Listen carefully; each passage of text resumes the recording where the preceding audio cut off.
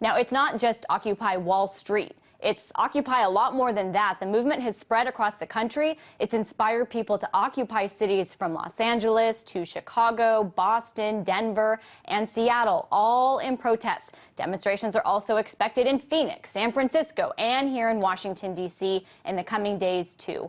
RT's Ramon Galindo was at Occupy Los Angeles over the weekend, where he said more than 1,000 people showed up and hundreds camped out. Listen to what one of those protesters said. The purpose of it and the points that people are standing behind are worth a revolution. I think it's worth it.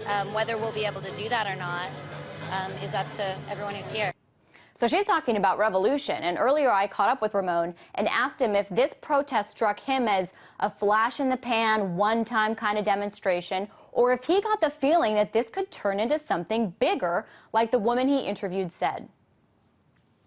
Well, Lauren, I had this conversation with many of the people at this protest, and many shared the same sentiments as that young woman, that this could be something that just prompts a revolution here in America, whether that's a peaceful revolution, preferably from these protesters who were peaceful. But a lot of people are still unsure. I mean, it seems like there's still some fear over whether people should stand up. But what we're seeing is that this Occupy Wall Street protest, it's going nationwide. It's not just happening in Los Angeles and New York. It's happening in over 100 cities now. I mean, there's going to be demonstrations in D.C., in Los Angeles throughout this week, and in over 100 cities in America. It seems like this Occupy Wall Street sentiment is really gravitating. So whether we'll see a revolution like that young woman said, it is going to be up to the people. But obviously, it is a very strong movement that a lot of people can't stand behind. And as you're talking about a growing movement, some of the protesters we've seen and I know I've seen them in New York, I don't know if they were in LA too,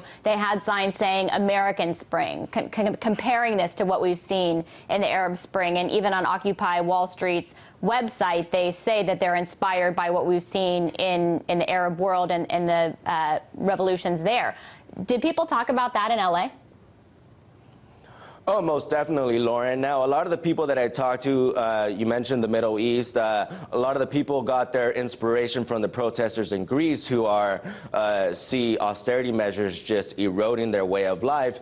And people talked about Egypt, talked about Tunisia, and the similar problems that those people were facing when it comes to economic suppression, social suppression, civil rights, things of that nature. And they see the similar problems happening here in America, perhaps not to the same degree, yet these people see that these problems are global, and they really draw a lot of inspiration from this. And those are the types of people that really do see this as a possibility of an American revolution happening here. It's really interesting. With something possibly that big, I'm curious, I know you were out there, we're covering this, but what kind of media attention is this getting in LA from the mainstream? I know today, at least from what I can see on the TVs, they seem to be most fascinated by the trial of Michael Jackson's doctor.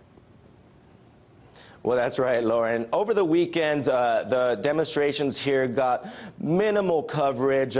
Some of the news outlets kind of downplayed the numbers and downplayed the significance of it. We saw a little bit more coverage of it today that people are actually camping out, but it seems like the media is only fixated on the Michael Jackson or on the Conrad Murray trial, the doctor who is accused of killing Michael Jackson. I mean, we see media from all over the world, yet right across the street there are hundreds of people camped out, which no one is paying attention to. But it appears that the more that they stay camped out there, the media will not be able to ignore them.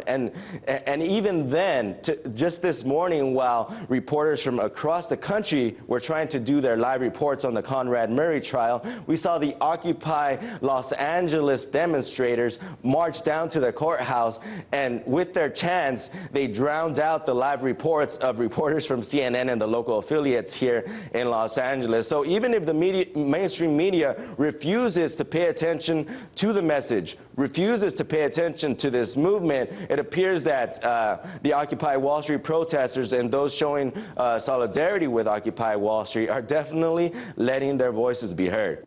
That's one way to do it. Just jump in front of another reporter's live shot if you feel like you're not getting attention. That was RT correspondent Ramon Galindo.